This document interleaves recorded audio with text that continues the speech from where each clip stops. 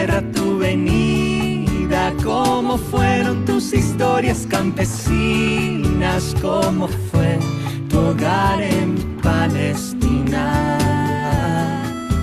Sencilla como tú, mirada compasiva como aquellas aldeas recorridas, como el amor que te llevó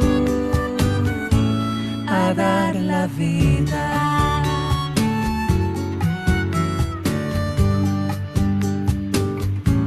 A dar la vida.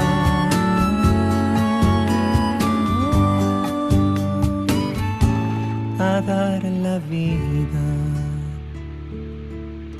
Que usted tome posesión, que usted venga, Señor, y que yo sé que todas estas cosas, pero es tan triste, Señor, duele ver cómo... Buenas noches, queridos hermanas y hermanas. Gracias por estar con nosotros. Saludos cordiales. Cuéntenos desde dónde se están conectando. Bienvenidos y bienvenidas.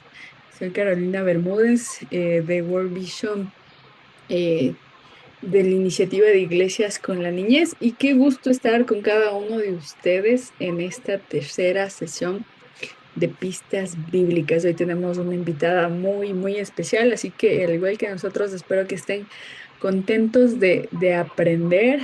Espero que hayan traído sus cuadernos o sus libretas para anotar y poder aprender y ser desafiados, ¿no? En esta maravillosa sesión que vamos a tener el día de hoy.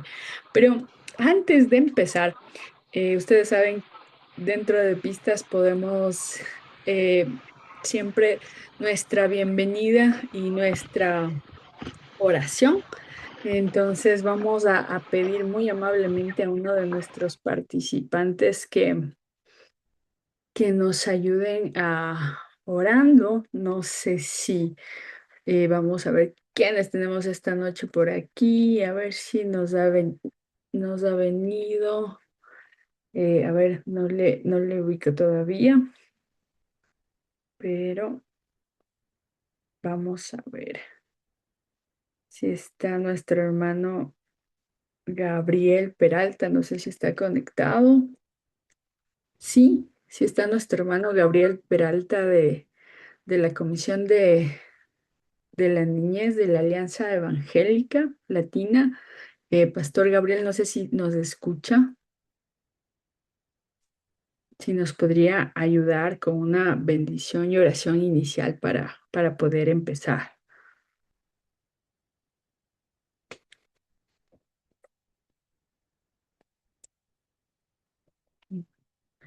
Nuestro querido hermano Gabriel, no sé si nos escucha.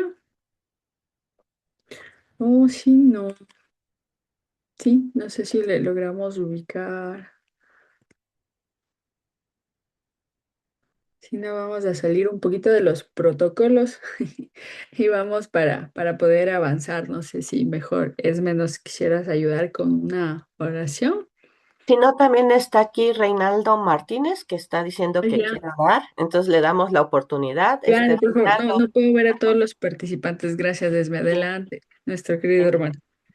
hermano Reinaldo, si quiere puede orar. Gracias.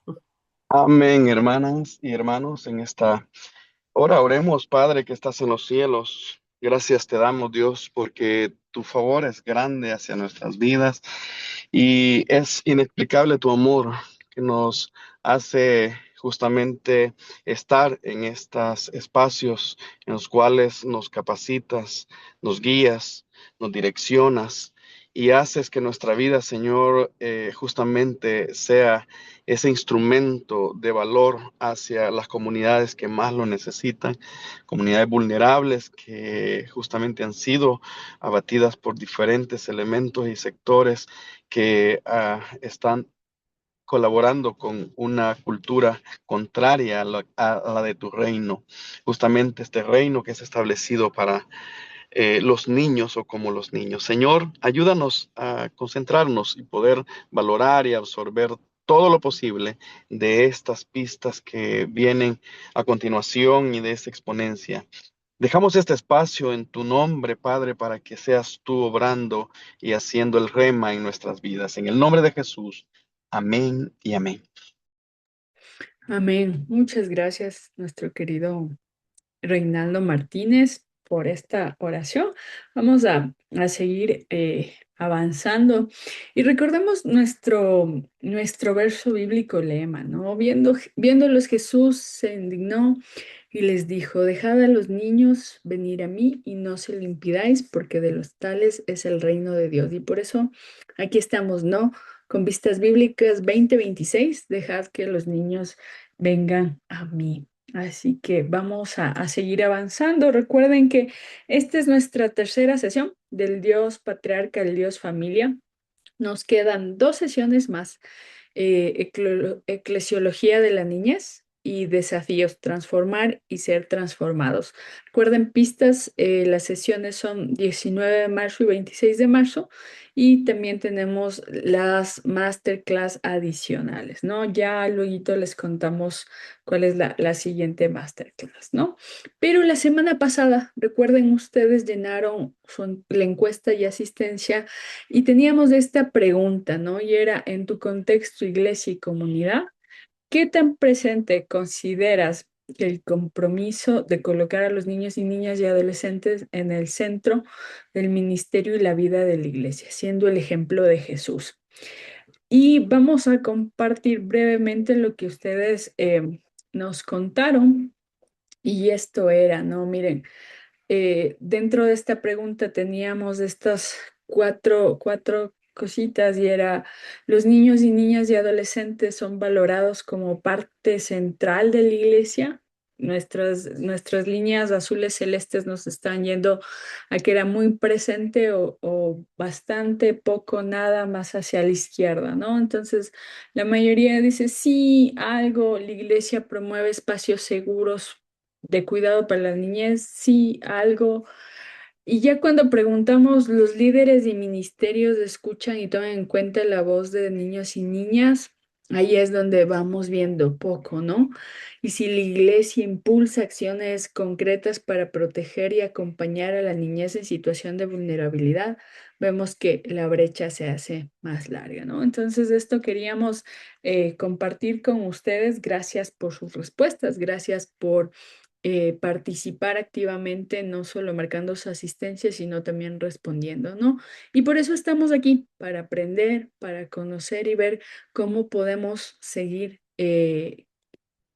mejorando, ¿no? Poco a poco, y especialmente para seguir sirviendo a los niños y niñas y adolescentes, ¿no? Así que quiero dar la bienvenida de manera oficial a Alicia Casas.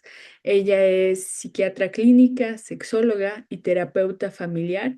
Ella es miembro del equipo pastoral de la Iglesia Espronciada en Uruguay. Es cofundadora del programa Claves, referente regional en prevención del abuso infantil, con docencia y publicaciones en más de 18 países. Así que, querida Alicia, gracias por estar hoy con nosotros. Adelante.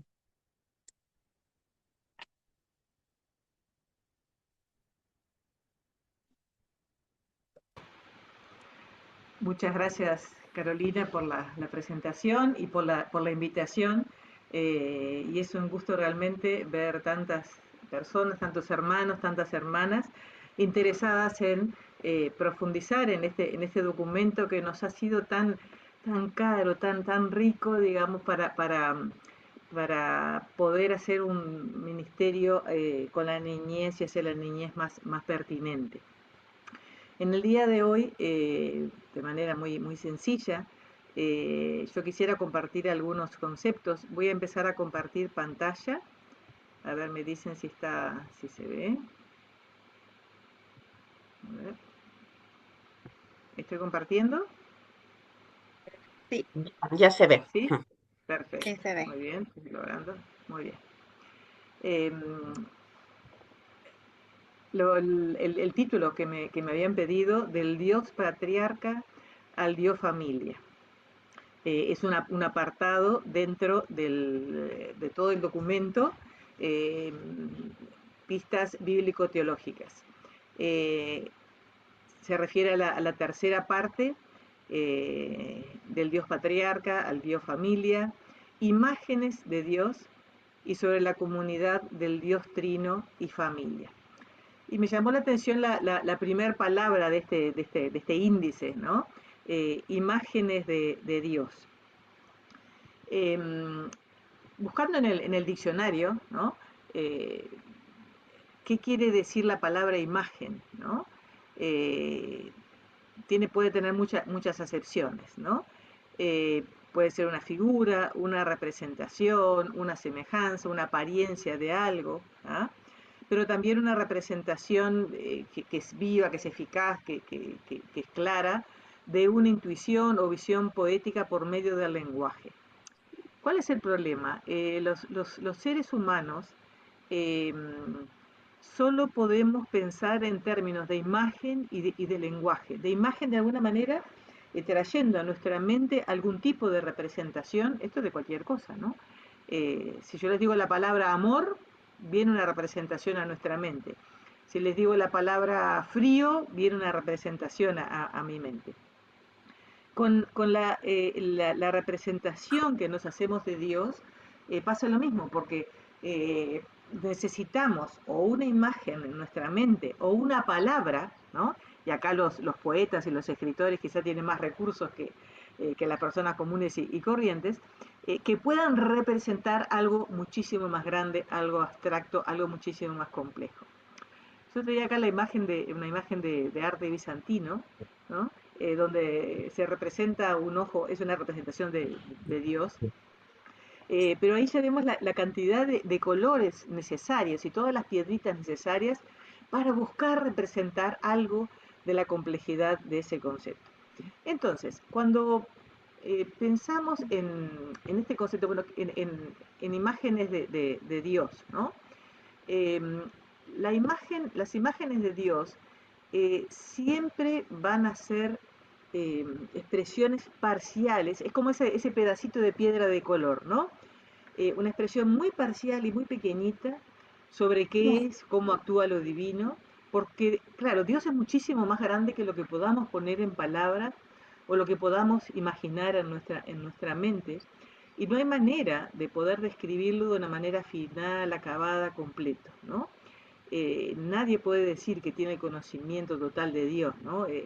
Las pistas nos dicen, bueno, los discursos religiosos se tornan peligrosos cuando no reconocemos dicha dinámica, cuando no reconocemos que, como en esta imagen, esta es una playa en Uruguay, nosotros vamos a una playa como tantas hermosas que hay en América Latina y el Caribe, y podemos mojarnos los pies en esa agua, ¿no? Podemos disfrutar de un baño, pero estamos en el bordecito, ¿no? Lo inmenso, el misterio, todo lo que está más allá, no llegamos a estar ahí. Y con Dios de alguna manera es lo mismo, o sea, es una partecita de Dios lo que podemos conceptualizar, lo que podemos imaginar. Acá tenemos diferentes imágenes, hay una imagen de montañas, hay una imagen de un árbol, hay imágenes de casas, hay imágenes de un ave, hay imágenes de dos personas patinando en el hielo. Esta es una imagen del siglo XV, hace muchísimo tiempo. Uno podría decir, bueno, son imágenes muy distintas. Y es cierto, es una imagen de una montaña, también es cierto que hay una imagen de un árbol, y parecerían imágenes muy distintas, salvo que veamos la imagen final, ¿no? Es una imagen de Peter Bruegel, donde realmente vemos la casita, vemos el árbol, vemos el pájaro y vemos que todo es parte de una cosa mucho más grande. Y así es nuestra imagen de Dios. Tenemos una pequeña partecita. Con esfuerzo a veces podemos llegar a ver otra partecita. Pero es muy importante esto, tener claro que nuestra imagen de Dios, nuestro concepto de Dios, siempre es pequeño, limitado, es apenas pudiendo empezar a tocar ese mar de misterio. ¿Y cómo se forma esta imagen de Dios en nosotros? O sea, esta idea de Dios, imagen o idea de Dios. ¿Cómo formamos esta imagen de Dios? Y en realidad esto tiene como dos patas, como dos partes, ¿no? Por un lado, bueno, creemos en un Dios que se da a conocer. En el siglo I, cuando son escritos los evangelios, especialmente el Evangelio de Juan, eh, existían lo que se llamaban las religiones mistéricas, o sea, religiones que hacían todo un culto del misterio a la divinidad, de algo oculto que no se deja conocer. Eh, Todo Juan nos recuerda que este no es ese tipo de Dios, este es un Dios que se quiere dar a conocer, que se quiere dar a conocer a sus criaturas y que tenemos el concepto de revelación progresiva, o sea, es de a poco que, por un lado, que vamos conociendo a Dios, pero que también Dios se nos va revelando. ¿Y dónde vemos esta revelación? En muchos aspectos.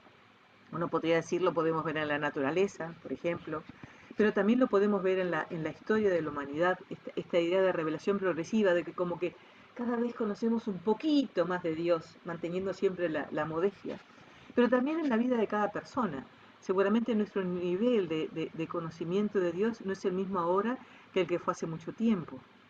Pero, y también en la vida de una comunidad, en la vida de una comunidad de fe, también se va dando ese proceso de revelación progresiva. O sea que del lado de Dios conocemos a través gracias a su deseo de revelarse.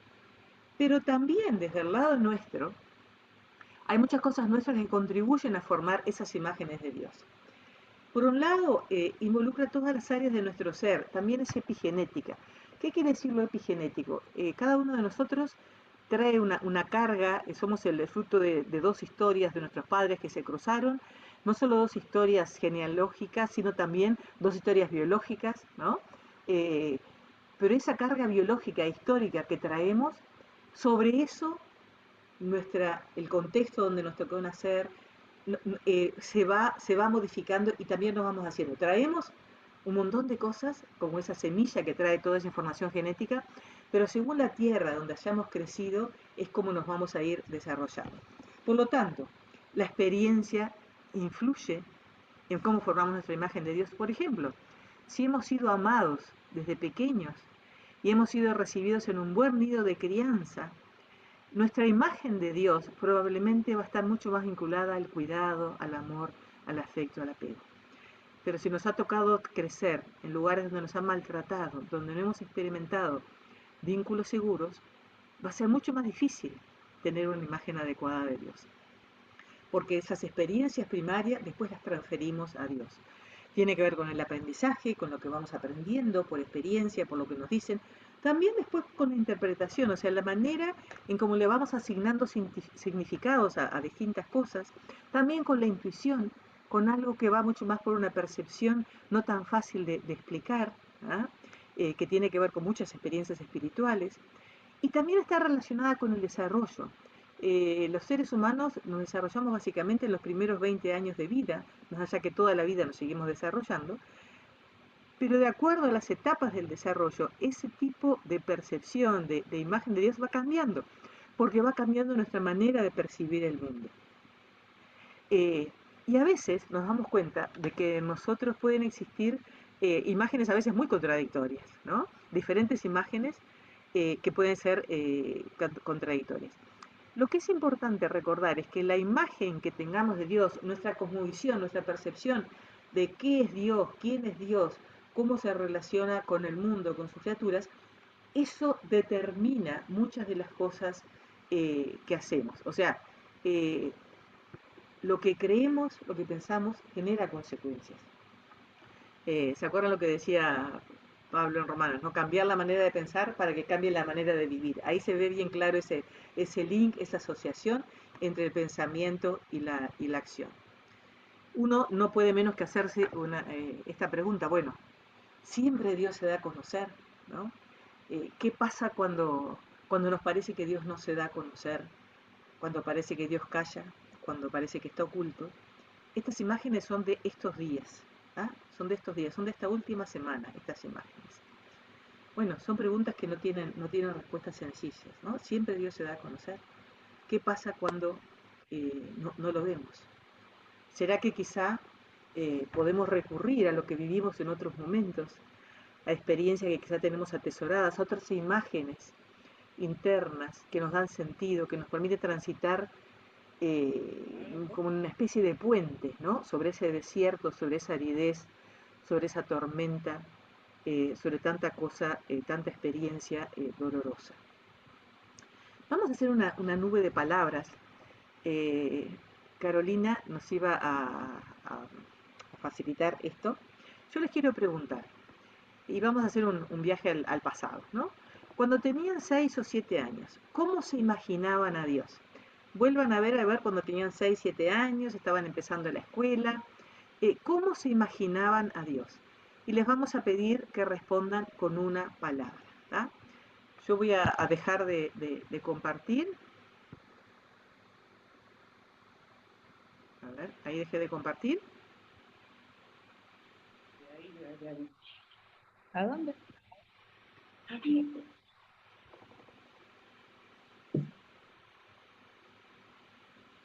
¿Están ahí? Sí. A ver, ¿podemos hacer la Sí, nube de palabras? sí, nada más para darle las instrucciones, les estoy poniendo en en el chat el link, por favor, para que ahí se pueda formar la nube de palabras. Les pedimos no lo pongan en el chat, sino que entren en el link, por favor, o si pueden escanear el código QR. Ujú. Por favor, hermanos, si los pueden poner en el link que le estoy poniendo, no en el chat, por favor. Ujú.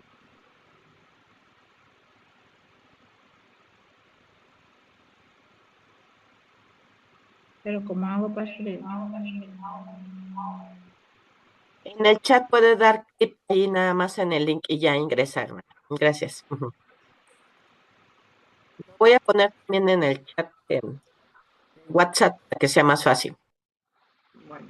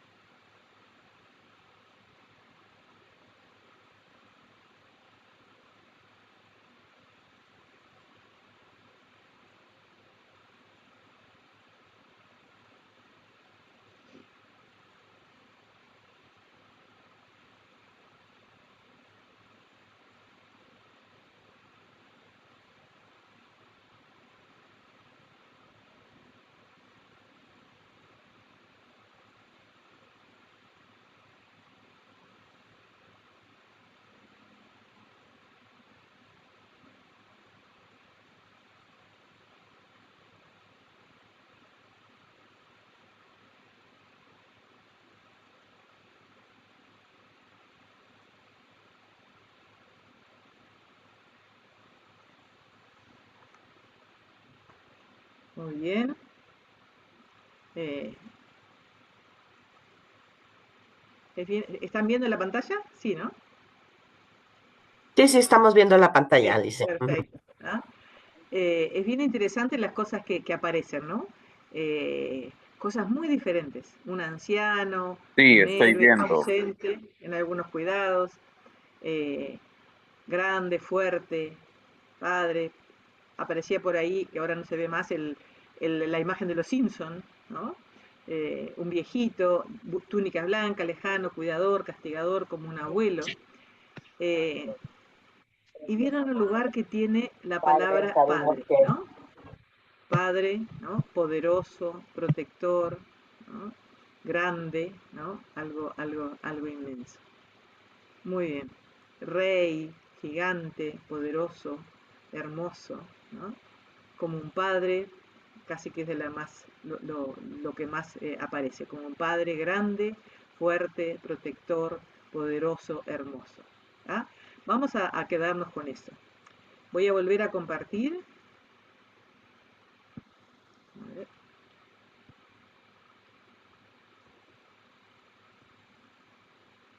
¿Se ve? ¿Estoy compartiendo? sí, ya se ve. ¿Sí? Sí, Muy bien. sí se ve. Bueno, ¿vieron con qué fuerza aparece la palabra padre? ¿No? Cuando teníamos 6 7 años. Y es lógico que sea así, porque justamente nuestras experiencias más cercanas tienen que ver también con cómo percibimos a Dios.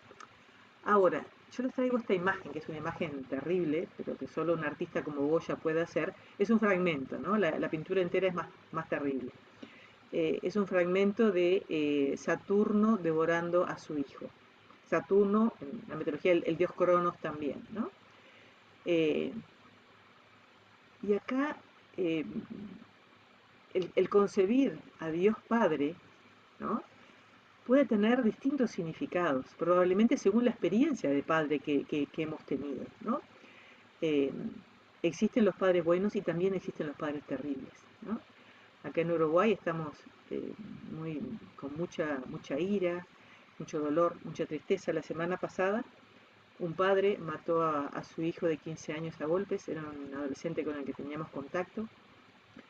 Eh, el padre matando a los hijos, en esos dos extremos de la experiencia humana.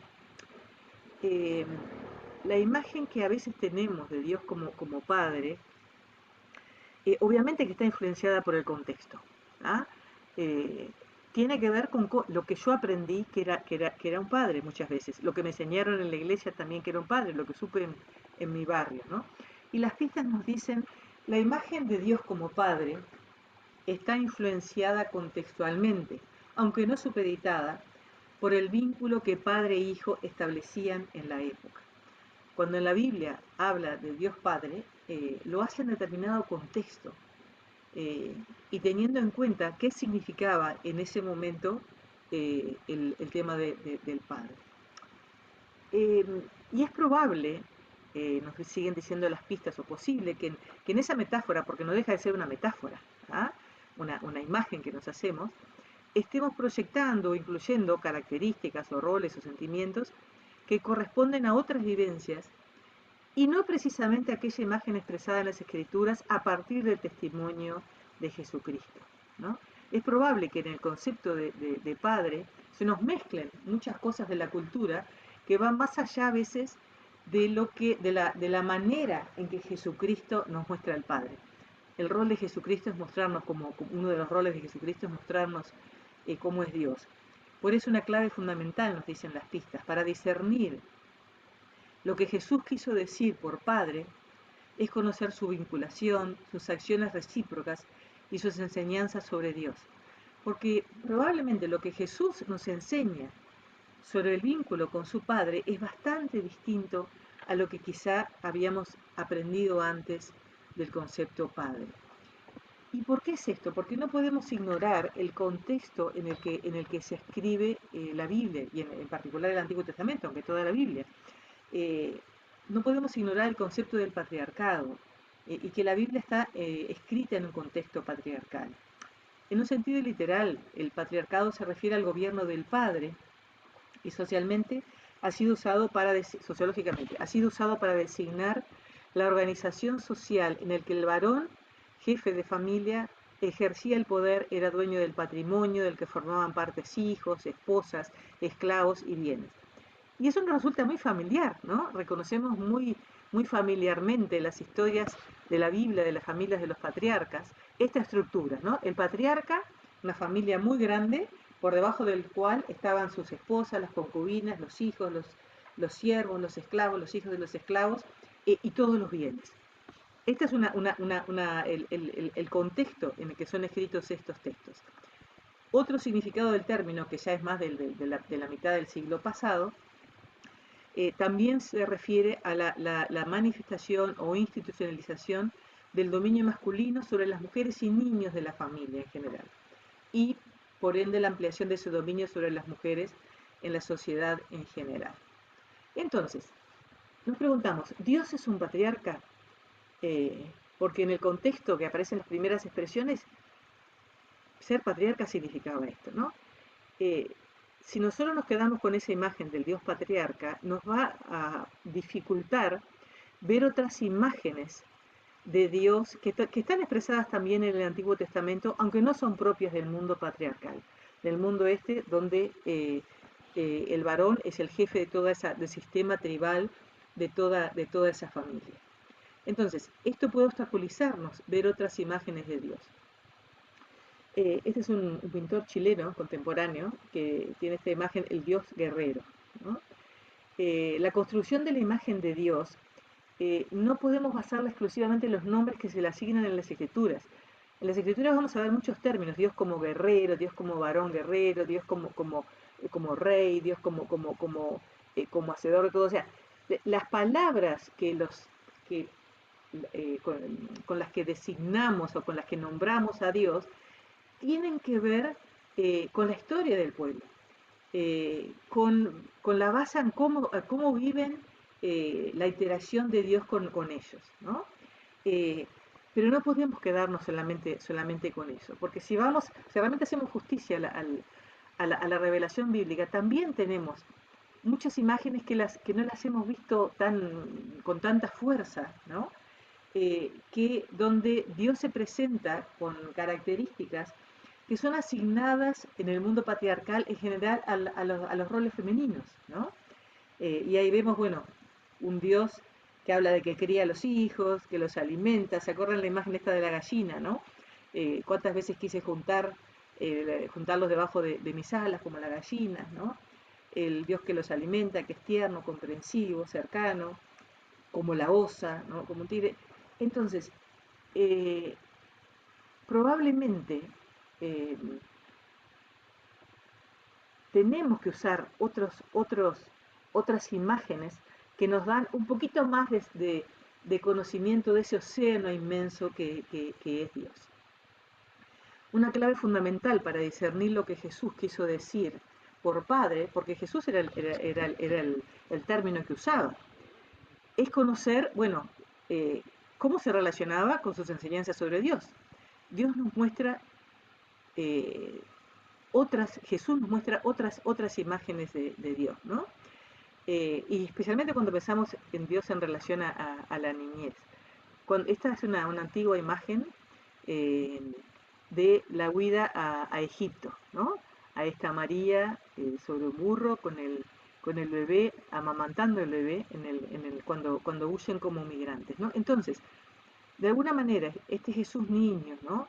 Que también aparece en la Biblia, perseguido, inmigrante, después trabajador, hijo mayor, amigo, salvador, crucificado, resucitado, también son imágenes de Dios y como nos las da Jesucristo, muchísimo más cercanas. Y esto en las pistas nos lo remarca. Pero otra cosa importante que nos muestra Jesús es el énfasis en el Dios trino, en la Trinidad, que es un concepto que muchas veces no manejamos mucho. Eh, Dios Padre, Dios Hijo, Dios Espíritu Santo, eh, en una relación comunitaria, en una relación de lazos familiares, de cuidados mutuos, de visión y misión común, eh, promoviendo la incorporación de otros a unirse. Entonces, el concepto de un Dios plural, un Dios trino, también es importante incorporarlo como nuestra imagen de Dios. Jesús también utiliza muchas imágenes que tienen que ver con las familias para decirnos cómo es Dios, no solamente la de padre, ¿no? Jesús también es presentado como el hermano mayor. Y a diferencia de comunidades excluyentes, como eran las sacerdotales, las mujeres, los extranjeros, los niños, niñas no están excluidos, sino que forman parte fundamental del ministerio de la familia de Dios. Entonces, la Trinidad como familia también de alguna manera está abierta a sumar nuevos miembros. La misión que Dios le encomienda a Padre, le encomienda a su Hijo, continuada por el Espíritu Santo, para llevar adelante el objetivo de reconciliar al mundo con Dios. Y Jesús nos muestra un modelo, una manera de ser varón, y un modelo no patriarcal de cómo es Dios. De alguna manera se contrapone a esa imagen de ese Dios patriarcal que es tan fuerte en nuestras culturas. Lo vemos a Jesús como bebé, como vulnerable, como perseguido, como refugiado, como cuidado por una familia, un Dios en relación. Vemos cómo Jesús, como modelo de masculinidad, trata de una manera totalmente diferente a los niños, no como un dueño, como un patrón, sino poniéndolos en un lugar preferente. Las mujeres también, que eran parte del dominio patriarcal, sabemos como el lugar que Jesús les da en su reino como interlocutoras, como evangelizadoras, como las que anuncian la resurrección, como sujetos de dignidad. También Jesús de alguna manera eh, deja atrás la familia patriarcal. ¿Se acuerdan cuando Jesús dice quiénes son mis hermanos? ¿No? Eh, de alguna manera Él propone una familia que es una comunidad de hermanos y hermanas. ¿Quiénes son mi familia? Mi familia son mis hermanos y hermanas, no una familia patriarcal donde hay un padre que gobierna todo y que domina todo. Es una cosa mucho más horizontal, mucho más fraterna. Jesús también es un modelo de masculinidad al manejar sus emociones, ¿no? Esta imagen quizá representa el Getsemaní. Eh, es una masculinidad que incluye a los diferentes, a los débiles, ¿no?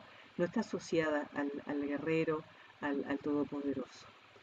Y Jesús nos trae una nueva comprensión de Dios, eh, de un Dios Padre que no es el Padre del patriarcado, sino un Padre cercano, un Padre amoroso, un Padre íntimo.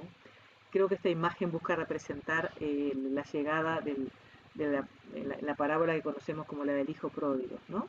Ese padre que espera, pero que también va al encuentro. En esa época los patriarcas no iban al encuentro de seres inferiores, ¿no? Eh, una imagen de Dios totalmente diferente. Y vamos a conversar. A ver, estuvimos hablando un poco de cómo formamos nuestra imagen de Dios. Cómo por un lado tenemos ese Dios que se revela, pero también todo nuestro proceso personal, comunitario en la historia, donde vamos formando nuestra imagen de Dios. Y la pregunta para poder conversar es, bueno, ¿cómo los niños y niñas van formando su imagen de Dios? Y más importante aún, los niños y niñas pueden conocer a Dios y cómo los niños conocen a Dios. Entonces, bueno, vamos a tener un ratito para plantear algunas preguntas en relación a esto. ¿Cómo forman los niños y niñas su imagen de Dios? Los niños y niñas pueden conocer a Dios. ¿Cómo? Querida Alicia, no sé si Sí, antes de seguir avanzando damos un espacio para las preguntas, si tienen los sí. participantes hasta este momento. Pero vamos a explicar un poquito las reglas. Sí, Pueden levantar su mano para hacer las preguntas y hasta el momento lo que hemos avanzado, ¿no? Vamos a tener 4 participantes, levanten su mano, pero vamos a tener un minutito, ¿no? Tratemos de ser lo más concisos posibles para que Alicia pueda seguir avanzando, ¿no? No sé si Alicia, ¿te gustaría que escuchemos todas las preguntas y de ahí va respondiendo todas? puede ser. ¿O quieres ir respondiendo una a la vez? Tú nos Como ustedes dispongan, no hay problema. ya. Ok, entonces por el momento tenemos Jesse y Reinaldo, nuestros participantes bastante activos, siempre están listos a levantar la mano. Gracias, Jesse, gracias, Reinaldo. Entonces, vamos a empezar con Jesse, que tiene primeramente la mano levantada. También pueden dejar sus preguntas en el chat. Y adelante, Jesse. Bueno, voy a dar mi experiencia porque yo sí trabajo con niños y con jóvenes en Sí, cuanto a lo que es la evangelización. Jessy, Mira, querida, ajá, recuerda ajá, la preguntita y sí, ser conciso sí, para... sí, sí, ya, Genial. sí, Entonces, vamos para, primero con... Adelante, Jessy, adelante. no oigo. A ver, en primer lugar, cuando se trata con niños, la imagen se ve reflejada. Por ejemplo, se habla de la creación de Dios. Y como lo decía Alicia, siempre se debe proyectar una imagen para que el niño tome conciencia de la imagen de Dios, porque ellos dicen, yo nunca lo he visto, y es verdad. Entonces, por medio de gráficos, el uso de la Biblia se puede dar un concepto de la imagen de Dios. ¿Y cómo pueden conocer a Dios los niños? Es a través del testimonio y de la parte, lo que se predica. Ahí se le va involucrando a los niños cómo es un Dios, que es un Dios bueno, que es misericordioso, omnipotente. Nada más. Gracias. Muchas gracias por tu comentario. Ujú. Bien. Sí, gracias, Jessy. No sé si Reinaldo tienes alguna pregunta eh, para lo que Alicia está exponiendo. Adelante. Sí, claro. Eh, Creo que con los niños es muy fácil crear o construir una imagen de Dios. Muy fácil, porque son bien dóciles, porque imprimen todo lo que realmente se les enseña, son una esponja y ahí van creando.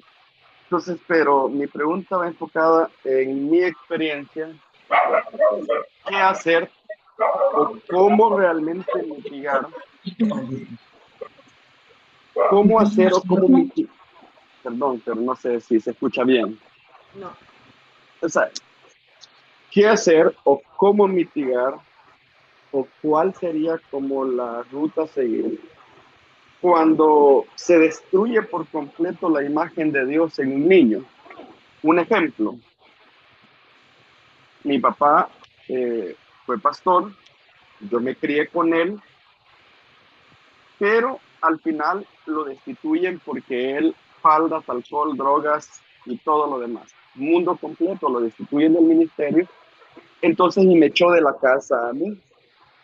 Y cuando me echó de la casa a mí, destruyó por completo y se creó como un trauma y se clavó en mi ser en el cual dijo Dios es malo y yo voy a tratar de combatir a Dios en mi filosofía de niñez de 13 años. Entonces, ¿cómo realmente quizás en esta parte, porque hay justamente en toda Latinoamérica pastores que salen del Evangelio, cómo realmente tratar a estos niños? ¿Cuál sería como la ruta a seguir o los primeros pasos a dar? Porque, bueno, a mí no me dieron ninguna, ningún acompañamiento ni mentoreo. Me dejaron a la deriva y lo que creé de Dios fue un odio y empecé a meterme al satanismo. Entonces viví en el satanismo puro y por misericordia de Dios, Dios me saca. Entonces, pero solo fue la misericordia de Dios porque no hubo ningún ente que me instruyera o me mentoreara. Entonces, esa es la pregunta. ¿Cómo o qué plan de acción en ese caso podríamos tener? muchas gracias, Reinaldo. Debe haber sido una experiencia muy, muy difícil y muy trágica.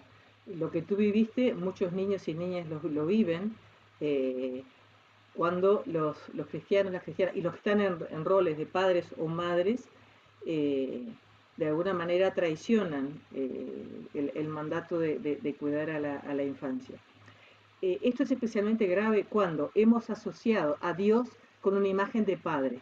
Si mi padre ha sido un desastre, es medio como que inevitable que yo asocie, bueno, si esto es ser padre y Dios es padre, yo no quiero saber nada con esto. ¿Ah? Necesariamente necesitamos eh, poder transmitir a los niños una imagen de Dios que no esté justamente vinculada a un padre concreto, ¿no? Eh, como en todas las cosas, los niños que han sido dañados, porque en ti seguramente no solo fue la imagen de padre que se dañó, sino otro montón de cosas.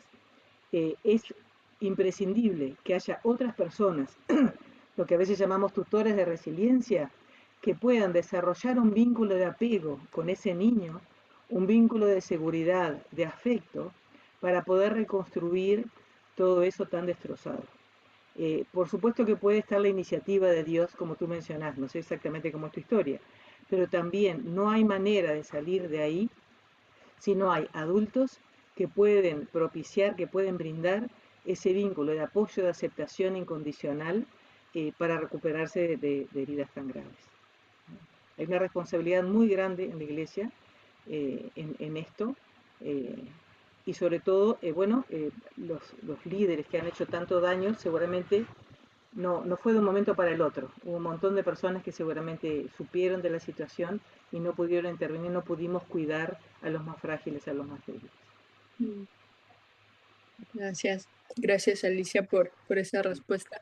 Y vamos a dar paso a Dalipsa Sarche y después tenemos un par de preguntitas también en el chat. Tardes Adelante. con todos. Muchas gracias a nuestra hermana Alicia Casas por la ponencia tan enriquecedora y tan excelente. Yo quiero acotar en la pregunta cómo forman los niños y niñas su imagen de Dios. Y quiero decir que principalmente vienen de las relaciones familiares. En este contexto juegan un papel muy importante los padres, ya que los niños actúan muchas veces por imitación o escuchando las historias o todo lo que les puedan decir los padres. Esa era mi acotación. Ujú. Muchas gracias. Erickson justamente le hablaba del concepto de la confianza básica. Es una relación que se establece con ese adulto, esa adulta que cuida a un niño, a un bebé que llega a este mundo, y en los primeros 3 años de vida provee ese afecto incondicional y la certeza de la protección. Eso genera en la persona lo que se llama la confianza básica. Y es esa confianza básica que es la que da la energía para vivir, para desear, para ser curioso, para querer crecer. Es esa confianza básica que se depositó en las personas que nos cuidaron que después se traslada a Dios. Por lo tanto, si esa confianza básica no está al inicio, bueno, es necesario reconstruirla luego con otras personas. Es un trabajo muy arduo que lleva tiempo, años a veces. Muchas gracias por tu aporte. Gracias, Alicia. Y creo que esta pregunta que dejaron en el chat va muy de la mano con lo que has venido exponiendo, pero igual la quiero hacer porque dice, ¿cómo poder restaurar la imagen de Dios en niños abusados sexualmente? Uh-huh. Es un poco lo que conversábamos. Eh, para los niños creyentes, el ser abusado por una persona que está en un lugar de autoridad en la iglesia y el padre, o un abuelo, o un pastor, o un líder está en un lugar de autoridad, eh, califica se suma al abuso sexual el abuso espiritual, porque probablemente se hayan usado las creencias de ese niño también para abusar. Por lo tanto, el problema es doble, ¿no? Se necesita otro tipo de vínculos para que el niño pueda volver a confiar. O sea, empezar desde el inicio, se precisa esa persona, aunque sea una sola, que pueda establecer un vínculo de aceptación incondicional y de protección. Son las dos cosas básicas que los niños necesitan, el afecto incondicional y la seguridad de la protección, para poder volver a la vida, para poder desarrollar algunas herramientas de resiliencia. Gracias, gracias Alicia, qué importante, ¿no? Y otra pregunta que nos hace Erika también dice, algunas personas relacionan, algunas, ¿por qué algunas personas relacionan a Dios como una mujer? Para mí siempre fue como un Dios Padre masculino, no femenino. Porque justamente nosotros solo podemos expresarnos con palabras, o sea, las imágenes que las construimos en nuestra mente son con nuestras palabras, con imágenes que sacamos de nuestro mundo conocido. Y en el mundo conocido, eh, en el mundo patriarcal en que se escribió la Biblia, la imagen de padre era esa, era asociada a lo masculino. Dios no es hombre ni mujer, ¿ah? Es una realidad que trasciende los sexos y los géneros. Pero todos tenemos diferentes imágenes.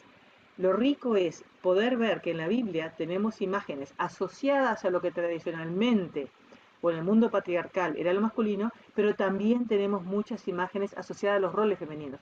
No estamos diciendo que Dios sea hombre ni mujer, Dios no es hombre ni mujer. ¿Ah?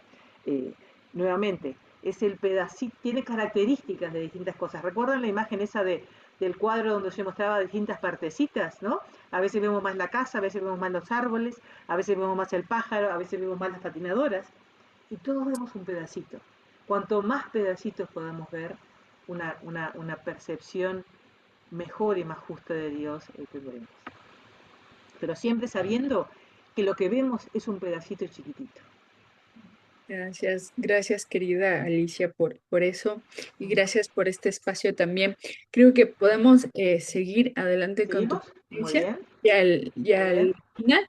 Recuerden, queridos participantes, vamos a tener espacio también para preguntas, ¿no? Así que vayan tomando sus apuntes. Gracias, Alicia. Muy bien. Estoy compartiendo, ¿no? ¿Sigo compartiendo? Sí, sí, sí, ¿Sí? sigues Perfecto, compartiendo. perfecto. Entonces, ¿cómo los niños forman su imagen de Dios? Y ustedes han dicho cosas súper interesantes, porque obviamente la formamos en relación con lo que vivimos en el entorno. Marlene Enns, que es una biblista paraguaya, ella tiene un trabajo muy, muy lindo sobre, de alguna manera, se le llama una epistemología teológica de la infancia, o sea, trabaja sobre cómo los niños llegan a conocer a Dios. Y yo seleccioné alguna frase de ella que dice, conocer a Dios involucra dimensiones, todas las dimensiones de la personalidad. Algunas cosas tienen que ver con lo racional y cognoscitivo, ¿no? O sea, con esa dimensión nuestra, comprender con la palabra, ¿ah? Tiene también que ver, tiene dimensiones relacionales y afectivas. Hoy hablábamos de la seguridad y el amor protector. ¿Ah? Tiene también dimensiones volitivas. Volitiva viene de la palabra voluntad, ¿no? La obediencia, el creer, ir cuando uno es enviado. Y tiene dimensiones espirituales, sobrenaturales, la oración, la intuición, el ver la gloria de Dios. O sea, todas nuestras dimensiones se involucran para conocer a Dios. En algunos momentos son más fuertes unas, en otros momentos son más fuertes otras. Entonces, si conocer a Dios involucra todo esto, ¿podrán los niños y niñas conocer a Dios? Ustedes conocen, porque conocen de infancia, hay muchas teorías del desarrollo. ¿Qué es una teoría del desarrollo? Es un esquema, un modelo que nos ayuda a comprender, un modelo sencillo, que nos ayuda a comprender lo complejo del ser humano, cómo se va desarrollando, cómo nos vamos desarrollando los seres humanos. Y cada uno de estos modelos, no los vamos a mencionar ahora, pero de Piaget, de Vygotsky, de Freud, o sea, diferentes modelos, tratan de poner de manera sencilla algo que es muy complejo. Pero lo que tienen todos en común estos modelos es que un problema en cualquiera de las dimensiones humanas tiene como un efecto dominó en las otras. Ustedes mencionaban casos muy concretos, niños abusados sexualmente. ¿Afecta una dimensión de su persona? No, afecta a todo. ¿Ah? El padre que es expulsado con una grandísima vergüenza, afecta a todo. ¿Ah? Entonces, lo que ocurre en un área de mi vida también afecta a todo lo demás. Y ahí uno entiende Marcos 12, ¿se acuerdan? Amarás al Señor tu Dios con toda tu mente, con toda tu alma, con todas tus fuerzas, o sea, una sola cosa, todas nuestras capacidades que están involucradas, para bien o para mal. Hay dos autores que yo quisiera mencionar que han estudiado específicamente cómo se desarrolla la fe en los niños. Uno de ellos es Fowler, que tiene mucha influencia de algunos de estos estudiosos del desarrollo, como Piaget, como Erickson, como Kohlberg, Paul Tillich. Y este primer estudioso, él hace una diferencia entre el credo, o sea, el contenido de lo que se cree, ¿no? El contenido de lo que uno cree, y la fe o el proceso de cómo se cree, como cosas diferentes. Una cosa es el contenido y otra cosa es el proceso. ¿Ah? Él reconoce que la fe es un fenómeno universal.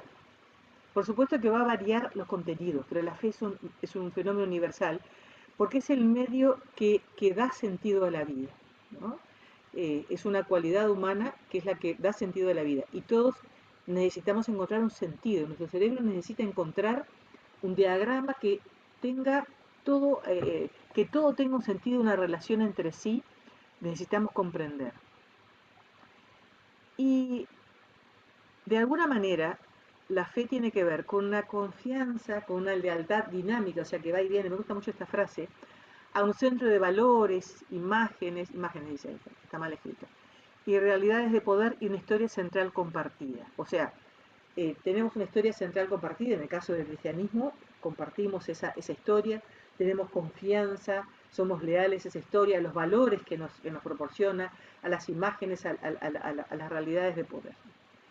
Fowler dice que la fe de los niños pasa por 6 etapas. Y me parece interesante porque son cosas que tenemos que saber cuando trabajamos con niños, ¿no? Entonces, por un lado, para ir pasando de una etapa a la otra, por un lado se requiere progresar en el desarrollo. ¿Ah? ¿Qué quiere decir el desarrollo? El desarrollo no es solo crecimiento, es crecimiento más desarrollo cognitivo, psicosocial, emocional. O sea, precisamos progresar en el desarrollo. ¿Ah? Pero también se precisan experiencias disruptivas, que son experiencias o momentos de desequilibrio, ¿no? O sea, venimos bien y de repente como un crack, ¿no? Como un crack, algo que lo que funcionaba antes deja de funcionar, lo que explicaba antes deja de funcionar. Entonces, esa experiencia de desequilibrio disruptiva nos dice, bueno, esto que yo entendía ya no es adecuado. Esto es la manera en que yo le daba sentido a la vida, ya no es adecuado. ¿Ah? y tengo que progresar a otra manera de entender la fe. Y esto requiere el desarrollo en todas las áreas y experiencias también que causen el desequilibrio, que son las experiencias de la vida cotidiana y que llevan a darse cuenta que la manera de tener sentido ya es inadecuada. El ejemplo que nos dio Reinaldo, ¿no? Reinaldo.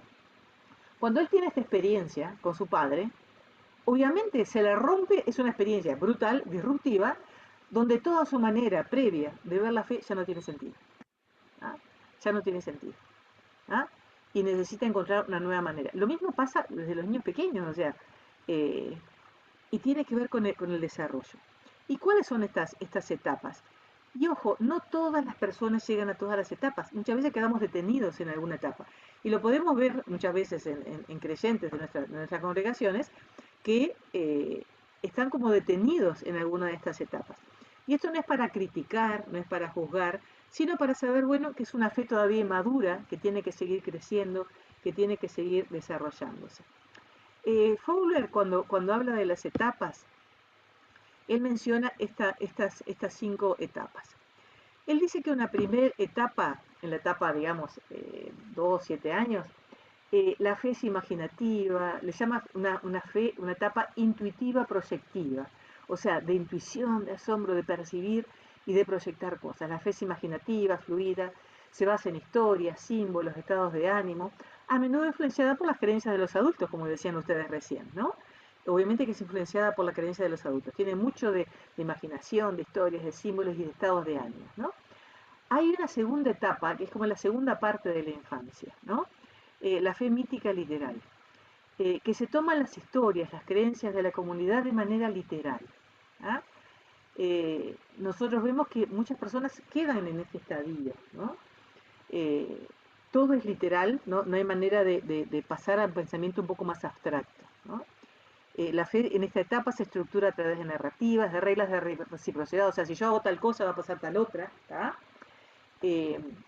Más o menos 7 a 12 años. Hay personas que quedan ahí. Puede seguirse avanzando donde ya empezamos a incorporar otros elementos. Esto de la fe sintética convencional, la adolescencia básicamente, ¿no? Acá la fe tiene mucho que ver con conformar las expectativas de un grupo, de la familia, de pares, la importancia del grupo, de ser aceptado, ¿no? La identidad y los valores se sintetizan a partir de figuras significativas sin un examen crítico propio. Yo admiro a esta persona, al pastor, al líder de jóvenes, al líder de campamentos, ¿eh? Yo quiero ser como él sin ningún sentido crítico, o sea, yo quiero ser como esta persona y quiero ser parte de este grupo, quiero ser aceptado de este grupo. Una cuarta etapa, uno podría decir ya en la juventud y en la adultez temprana, ya hay una capacidad de ya individuarse, o sea, el proceso de individuación. En la adolescencia necesitamos mucho ser aceptados y creer todos juntos lo mismo, ¿no? Uno lo ve eso en los grupos de los adolescentes, ¿no? Todos una masa que creemos todos juntos. Al final de la adolescencia, uno termina de constituirse en la persona que ya termina como de hacer el proceso de individuación, de ser una persona diferente al resto, ¿ah? Única. Y ahí tenemos la posibilidad de vernos como una persona, ya no solamente como parte de un grupo, una fe más reflexiva, ¿ah? Con la capacidad y con la potencialidad de asumir más responsabilidades con nuestros propios compromisos y creencias, ¿no? Ya no es el grupo que cree, sino yo me tengo que preguntar, bueno, pero yo creo esto, ¿no? Ya no son mis padres que creen, sino yo soy yo que creo esto.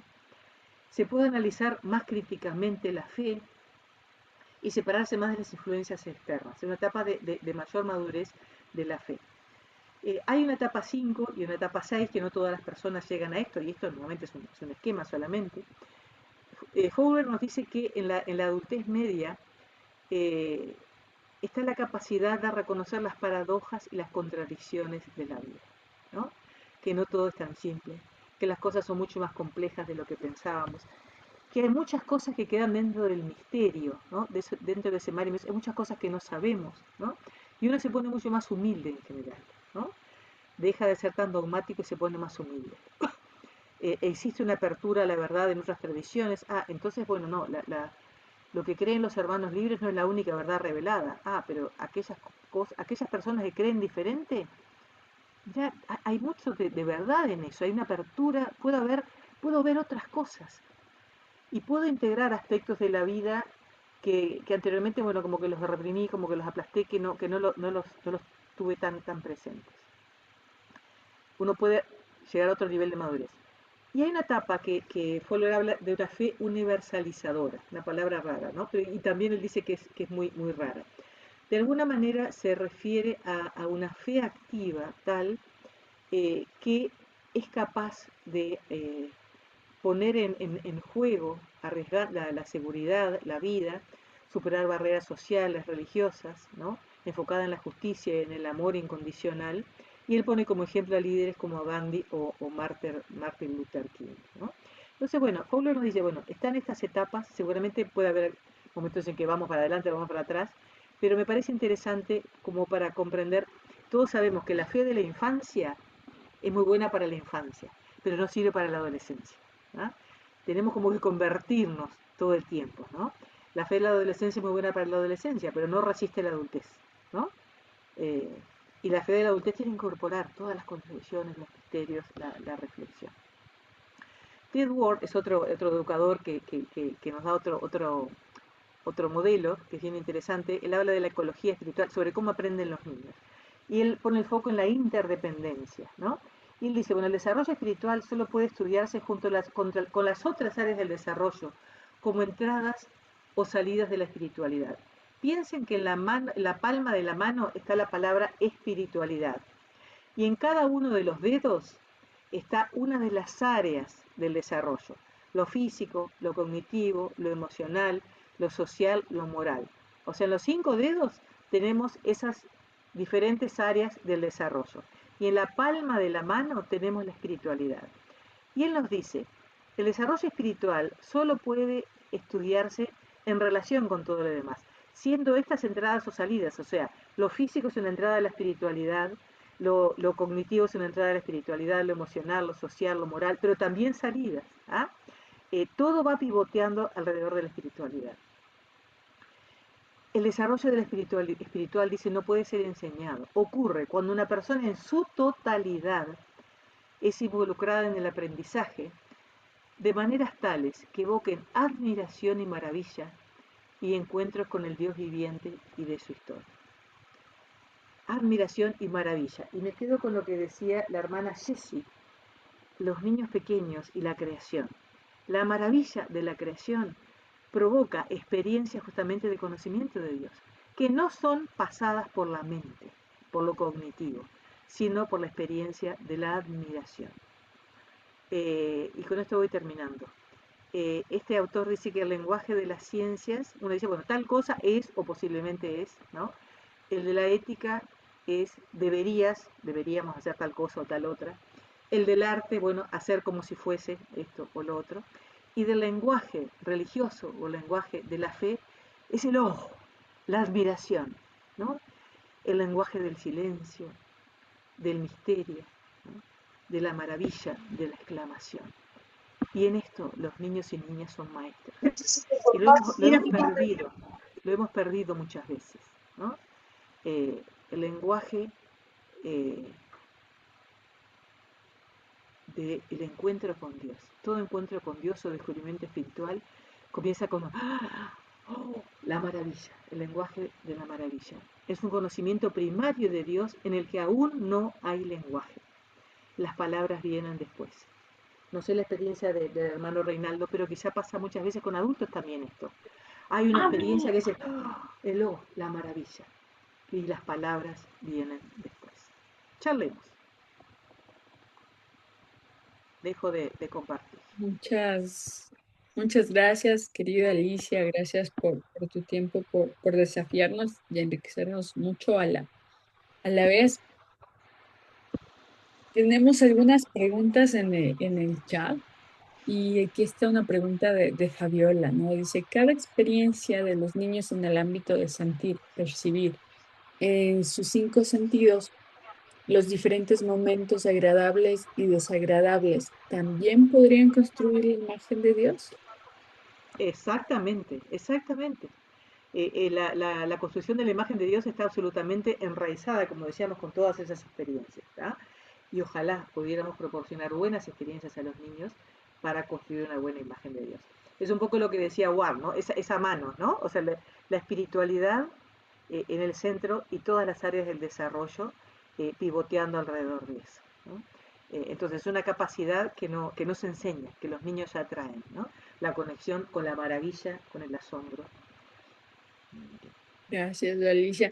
Y recuerden, queridos participantes, este es nuestro segundo espacio de preguntas, donde usted puede levantar la mano, tener un minutito para hacer la pregunta directamente a Alicia, ¿no? Y podemos conversar ya en nuestra parte final. Y tenemos a Erika de Chile. Adelante, querida Erika. Y después Marta, veo que está levantando la mano. Ok, sí, pero era la mano levantada en el Zoom, pero te tomamos en cuenta como segunda, Marta Rodríguez. Ok, tranquila. Adelante, Aló, Erika. buenas noches. Muchas gracias por su exposición.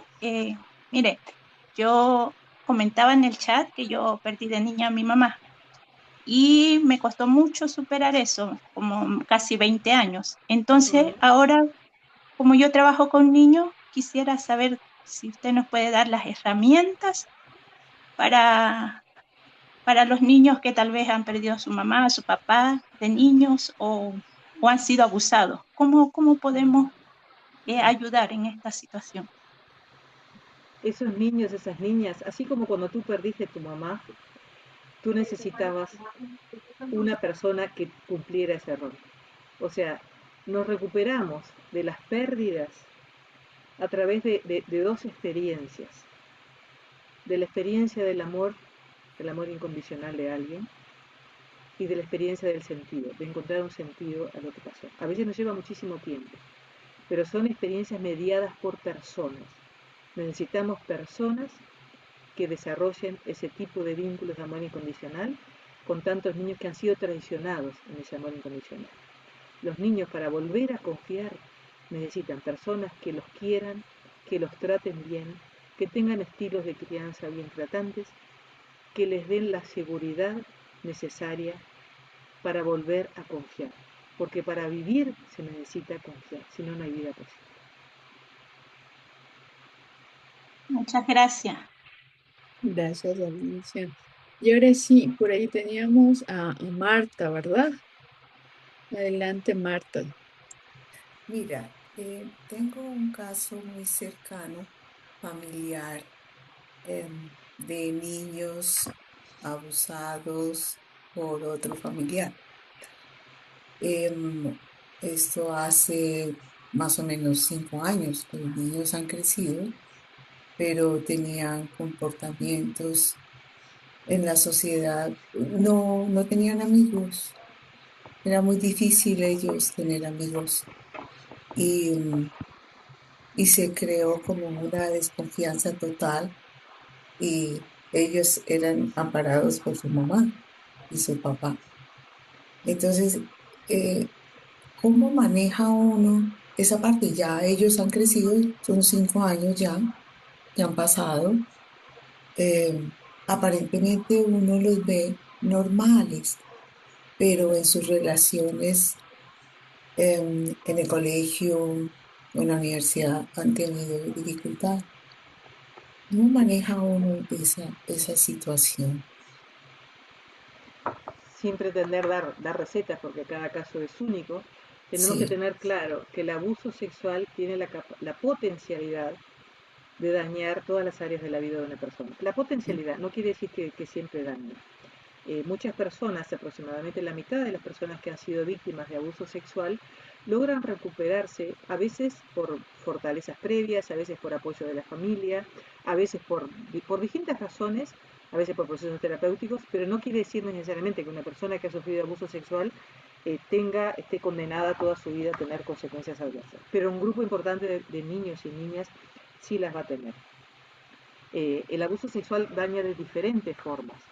Eh, Porque daña el proceso de sexualización, porque el proceso que debería ser asociado a la confianza, al disfrute, al placer, queda vinculado al dolor, a la vergüenza, al miedo, a la rabia. eso puede afectar toda la vida sexual. Daña el radar de la confianza, porque la persona en la que yo confié no respetó esa confianza que yo deposité. Entonces puede pasar que yo confíe en todo el mundo o después no confíe en nadie, ¿no? Puede dañar también mi capacidad de relacionarme con otras personas. Puede dañar también mi psiquismo y haciéndome más vulnerable para muchas otras enfermedades. No solo el abuso sexual puede dañar, sino muchas veces lo que daña es la reacción del entorno cuando el abuso se descubre. Y ahí sí todos tenemos potencialidad de actuar. Cuando el abuso se descubre, es responsabilidad de cada uno, de cada una de nosotras, poder asegurarnos, en primer lugar, que eso pare, y luego favorecer la reparación de las consecuencias o del abuso o del descubrimiento del abuso.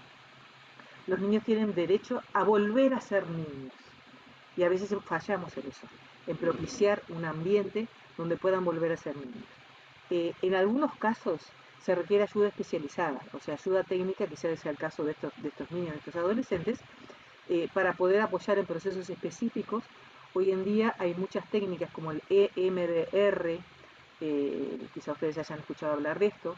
Hay diferentes técnicas para tratar situaciones traumáticas del pasado, ¿tá? Pero probablemente se requiera un apoyo técnico. Miren, de las personas que están acá somos 349 personas. Por un tema estadístico, yo no los conozco a ustedes, pero por un tema estadístico seguramente muchas personas aquí han sufrido situaciones de abuso sexual, que es algo sumamente común. Para algunos es algo simplemente del pasado, ¿tá? Es un dato más de su biografía, algo que, bueno, la metáfora como del accidente, algo que no debió haber ocurrido, pero ocurrió, nos recuperamos y seguimos con la vida. Pero para otras personas, quizá esa situación de abuso todavía sea presente.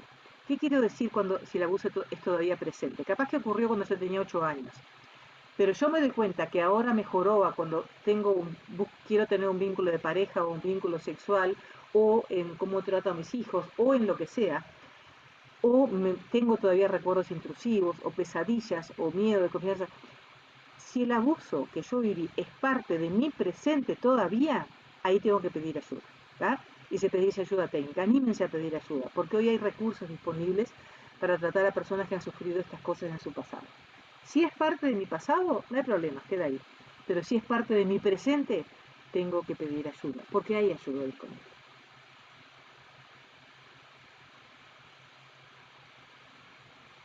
Gracias, querida Alicia. Ahí también tenemos Muchas preguntas. gracias, Alicia. Gracias, Marta, por tu participación.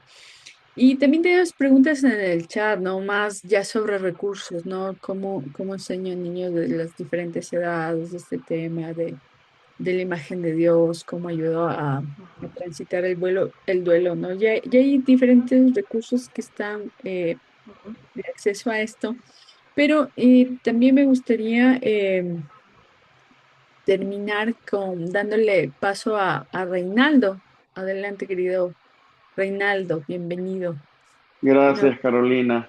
Y quizás justamente de lo que se está hablando, Marta expone justamente un caso muy delicado, que en mi pasado, por ejemplo, mi hermana fue abusada por mi padre 3 años y por eso me echó de la casa y yo me di cuenta después. Entonces ella, bueno, la historia corta, me emanciparon a los 17 años, me pusieron a trabajar cuando ya era drogadicto para que yo sacara a mi mamá y mis 2 hermanas. Y yo no pude ser la figura paterna de ellas en ningún momento porque estaba destrozado por completo. Entonces mi hermana a las tres semanas de estar en casa se fue a prostituir a sus 15 años.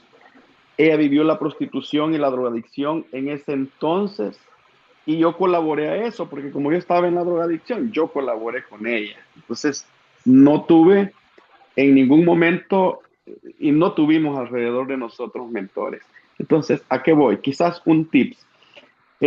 Claramente cuando hay un abuso se nota, una persona se nota. Este es lo primero, la observación de los maestros de educación de niños, justamente se nota. Hay cambios físicos, hay cambios también temperamentales, entonces hay cambios emocionales. Hay unos que, por ejemplo, se cohíben, son tímidos, se apartan. hay otros que son extrovertidos y empiezan a hacer diferentes cosas. O sea, cualquiera de las expresiones que estos niños o niñas, porque son varones y hembras, porque yo también fui abusado por primos. O sea, yo fui abusado pequeño por primos y todo, pero lo por mío fue lo otro. Pero el abuso sexual se expresa con diferentes formas, no solamente con las cohibiciones. Entonces, desde ahí creo que nosotros debemos de estar listos a poder abordar de una manera así, con un tacto bien especial, ¿verdad? Hacia lo que es esta persona. Primero orar, ¿verdad? La parte fundamental que tenemos, ¿verdad? Que es la herramienta de la oración primero, para poder, digamos, discernir e introducirnos a una plática que ayude a poder, digamos, llegar a la situación, porque si no se llega al nudo, a la situación, porque lo que sucede es esto, que estos niños o niñas callan.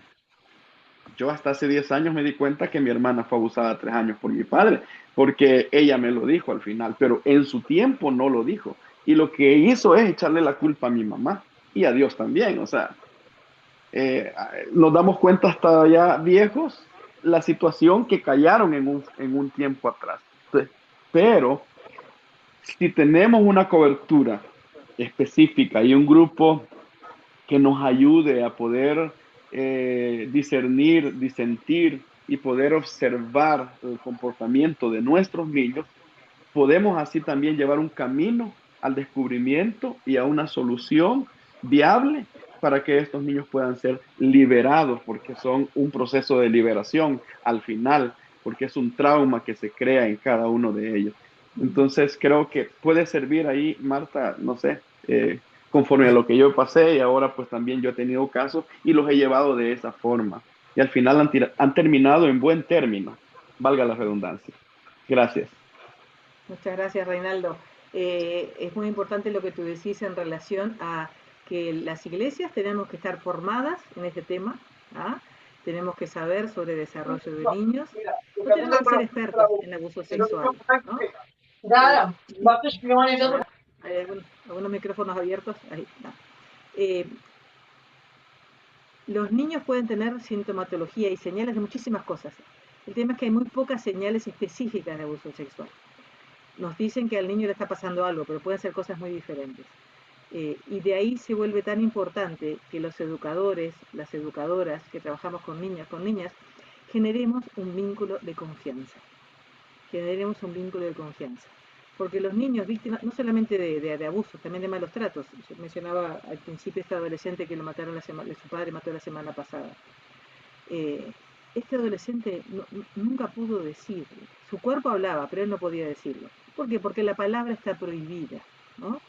Entonces los niños, los agresores buscan muchas maneras para que los niños no hablen. Por lo tanto, la confianza que genera el educador tiene que superar al miedo que tienen los niños y superar las amenazas que los niños tienen. Por eso es tan importante generar una relación de confianza, de acompañamiento, para estar más cerca de lo que pasa en la vida de los niños, conocer más a los niños. Muchas veces pasa que, bueno, los vemos en la escuela dominical un ratito y después nos los vemos toda la semana y no tenemos ni idea de qué están viviendo los niños, ¿no? Entonces, bueno, conocer, no ver abuso en todos lados, pero sí estar atentos, saber que existe y saber que es nuestra responsabilidad también poder trabajar con los papás, con las mamás, sobre todo, ¿saben qué? Promoviendo buenas prácticas de crianza, ¿tá? Hay muchos recursos, el movimiento tiene varias herramientas para trabajar con niños, en la página del movimiento las pueden encontrar, pero para trabajar con niños tenemos que tener una idea de qué es un niño, qué es una niña, ¿no? Cómo se va desarrollando, ¿ah? Y de qué manera va comprendiendo el mundo en cada edad. Y permitir que los niños nos enseñen, ¿ah? Escuchar a los niños. Los niños tienen cosas maravillosas para enseñarnos si nosotros hacemos preguntas realmente honestas. Ustedes vieron que nosotros decimos muchas veces en la escuela médica, ¿quién hizo tal cosa? Y todos contestan, Jesús. Puede ser cualquier cosa la pregunta, pero todos contestan, Jesús o Dios, ¿no? O sea, esa no es una pregunta honesta en este sentido. Una pregunta honesta es cuando yo le pregunto algo a un niño de lo cual yo no sé la respuesta. Eso es una pregunta honesta. Si yo le pregunto a un niño, a ver, cuando el hombre este fue golpeado por los bandidos, ¿no? En la parábola de buen samaritano, ¿verdad? Bueno, ¿cómo te parece que se sentía? A ver, ¿cómo te parece que se sentía él cuando lo golpearon? Ahí está, realmente yo no sé lo que va a decir el niño. ¿Ah? Es una pregunta donde él me va a introducir a algo, ¿no? Cuando le pregunto, bueno, ¿y por qué te parece que pasa esto? ¿Nos cuenta por qué te parece que pasa esto? ¿Por qué en el barrio de noche se escuchan los tiros y aparece gente muerta? ¿Por qué te parece que pasa eso? Yo quiero tratar de entender el mundo del niño. Los niños tienen muchísimas cosas para enseñarnos, pero para eso tenemos que tener la cabeza de hacer preguntas honestas, que son las preguntas de las cuales no sabemos la respuesta, para ver qué es lo que piensan los niños de cada cosa. Gracias, querida Alicia. Justo Diana, ya que ahora estamos terminando, acaba de levantar la mano, entonces no sé si es una pregunta o es un comentario y con esto ya vamos cerrando. Querida Diana, si quieres Buenas hacerlo noches. Me disculpo que conciso. cortico, sí. Mi cámara Gracias. no funciona, pero gracias por la información compartida. Es de gran bendición pasar de esa imagen de padre patriarcal a padre familiar. Y pensando en eso, quería preguntarte, ¿cómo decirle a un niño que quizás vivió violencia en su casa, sea de índole violencia intrafamiliar o sea violencia sexual? ¿Cómo explicarle a un niño el por qué Dios no me guardó de esto? ¿Por qué si Dios existe, no permitió que esto me pasara? Si es mi padre. ¿Cómo nosotros como maestros podemos abordar a un niño que ha sufrido violencia o que sufre violencia en este momento y decirle, Dios es tu padre y Él te cuida? Y él dirá, pero ¿por qué no me cuidó? ¿Cómo podemos abordar este tema? Los niños que sufren violencia se tienen que enfrentar a una de las preguntas más antiguas de la humanidad. Se tienen que enfrentar a la pregunta de ¿por qué el dolor humano?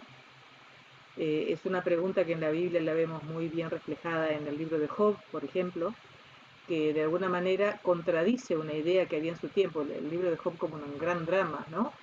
Contradice esa idea de que el dolor era consecuencia del pecado. Esa misma idea que se esboza cuando a Jesús le llevan al ciego de nacimiento y le dice, bueno, ¿quién pecó? Este o sus padres, porque estaba la asociación, dolor humano, pecado. El libro de Job desmonta eso, ¿ah? De alguna manera nos dice que rompe esa asociación, ¿no? Y estos dos pensamientos están en la Biblia. Dolor asociado a pecado y dolor del que no tenemos explicación. Dostoyevsky es un autor que trabaja mucho el tema. Lewis, más contemporáneo, C.S. Lewis, el pensador inglés, también trabaja en el tema, el problema del dolor. Eh, y no hay una respuesta fácil. Nosotros podemos tener toda una respuesta biológica elaborada, que el mal, que el origen del mal, el mundo, pero al niño concretamente que está viviendo ahí, eh, se nos caen todas las estanterías, ¿no? Me parece que a veces el error que cometemos es de alguna manera pensar que todo lo que pasa es deseo de Dios. Que todo lo que pasa en el mundo, a veces con algunas doctrinas que manejamos, transmitimos, no, Dios es soberano, por lo tanto, todo lo que pasa Dios lo desea, lo quiere. Y eso no es así.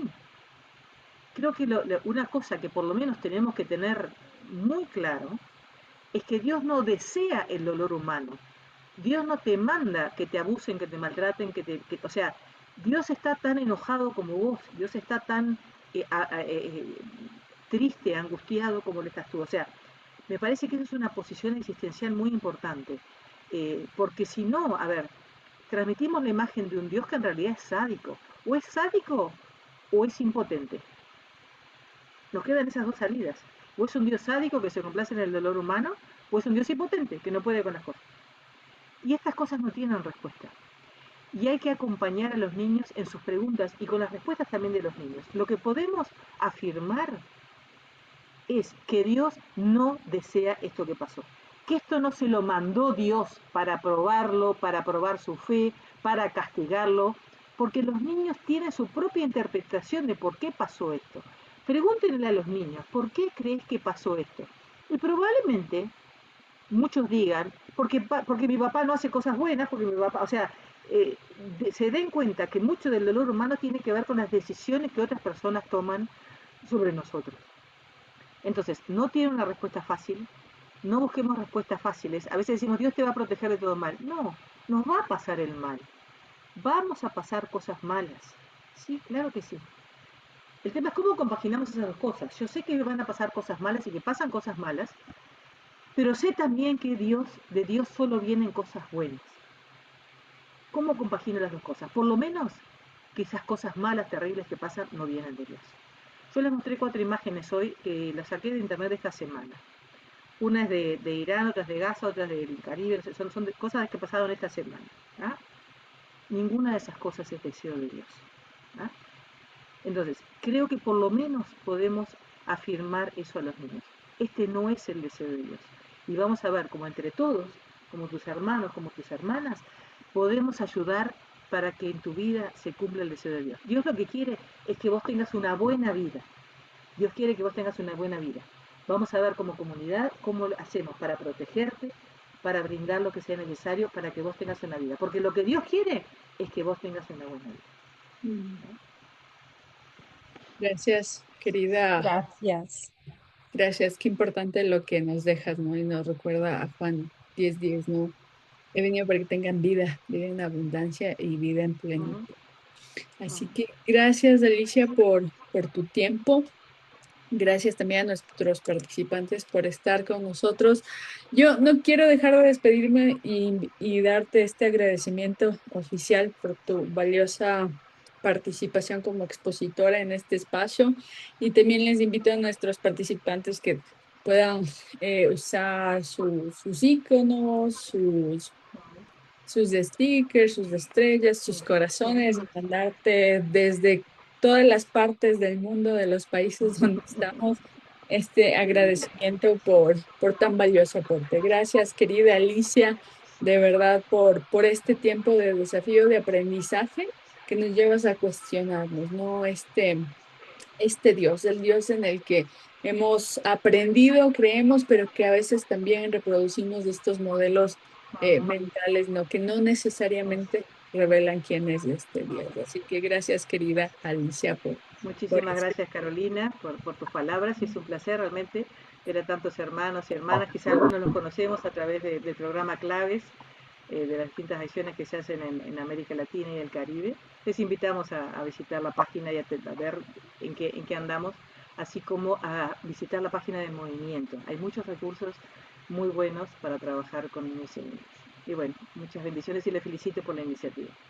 Gracias, Alicia. Igual en el material que le estaremos compartiendo, también pondremos el acceso a la plataforma de claves, así que estén pendientes de sus correos, de nuestro grupo de chat. Y antes de terminar, por favor, no se olviden marcar su asistencia, ¿sí? Está el link de la encuestita, tiene sus datos y usted va a marcar su asistencia, ¿no? Ahí estaban poniendo el link, por favor, es para que lo veamos. Me parece que en el grupo de WhatsApp también lo están poniendo nuestras Esme y Cari para que lo puedan marcar, ¿sí?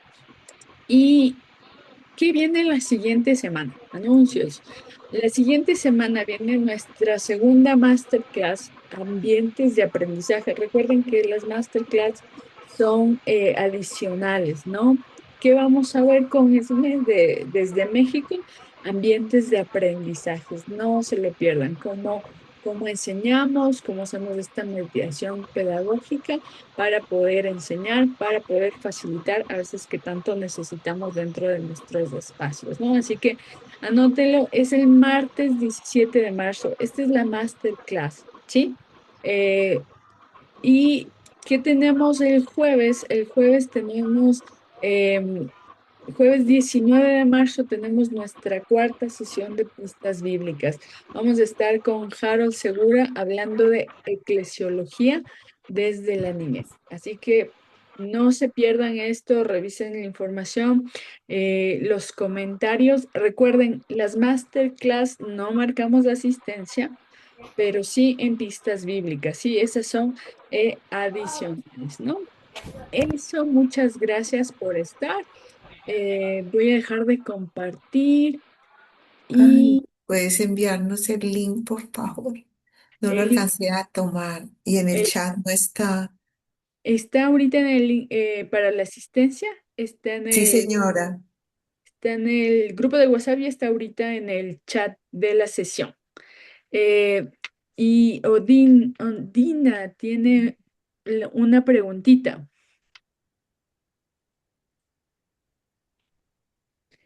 Sí, Ondina Murillo tiene una preguntita, pero no está en mute, no la escuchamos. Yo no puedo llenar mi asistencia porque me sale en inglés y yo estoy cero, no entiendo nada de eso. Entonces, pero sepa que aquí estoy, mira, Ondina Murillo. Gracias por eso, Diana. No debería salir porque es una encuesta en español. A mí me sale en inglés, como 3 intentos hechos y siempre me sale en inglés. Pero mire, aquí A lo estoy, mejor sí todo el puedes rato está. presentar la slide para que vea cómo le sale la imagen, porque a lo mejor igual y sí puedes ir, pero Caro puso ahí una slide en donde viene, aunque le aparezca en inglés, nada más den el botoncito de abajo para que empiece y solamente les pregunta a uno, pero no sale en inglés, está en español la imagen. Sí, a ver, vuelvo a compartir. Debería salir así, ¿no? Y ahí les lleva como la encuestita. Bueno, Sí, dicen Ya que que va. sepan que aquí estoy, no puedo ya. llenar. Igual, Odina, nos manda un mensajito a cualquiera de nosotros que estamos compartiendo en el grupo de WhatsApp y le podemos asistir. Eso. No sé si mis colegas tienen un último anuncio. Hermana, disculpe, solo una observación. En el correo yo no encuentro ningún material y qué posibilidad si lo envía en el grupo de WhatsApp. Sí, también recuerden, lo mandamos por correo e inmediatamente estamos Correcto. poniendo los links en Ujú, el grupo de WhatsApp. Les decimos de aquí está ujú. el material de la sesión Entonces, 1, aquí está el material de la sesión 2. Creo que lo que vamos a hacer es mandarles un histórico, un mensajito histórico con cada sesión, ¿les parece? Para que puedan acceder. Por Sí, favor, hermana, es muchas así. gracias, muy Con amable. gusto, Antonio, con gusto. Entonces, Gracias. nos vemos el día martes. Gracias por su participación. Cuídense mucho. Bendiciones a todos y a todas. Hasta luego. Bendiciones desde Guatemala. Hasta Hasta luego. luego. Bendiciones. Gracias. Alicia. Las bendiciones.